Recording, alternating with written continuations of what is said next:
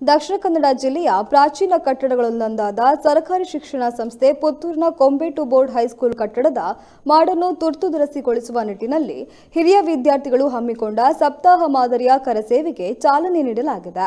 ಇನ್ನು ಕಾಮಗಾರಿ ನಡೆಯುತ್ತಿರುವ ಸ್ಥಳಕ್ಕೆ ರಾಷ್ಟ್ರೀಯ ಸಫಾಯಿ ಕರ್ಮಚಾರಿ ಆಯೋಗದ ಜಗದೀಶ್ ಹಿರೇಮನಿ ಭೇಟಿ ನೀಡಿ ಕಾಮಗಾರಿಯನ್ನು ಪರಿಶೀಲಿಸಿದ್ದಾರೆ. ಈ ವೇಳೆ ನಗರಸಭಾ ಸದಸ್ಯ ಜಗನ್ನಿವಾಸ್ ರಾವ್ ಸೇರಿದಂತೆ ಮತ್ತಿತರರು ಜೊತೆಗಿದ್ದರು.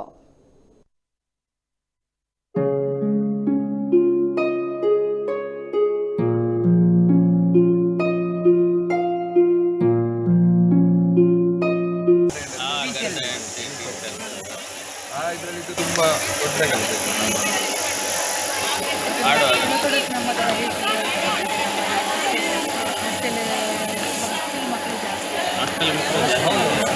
ಅಂದರೆ ಇಲ್ಲಿ ನಾವು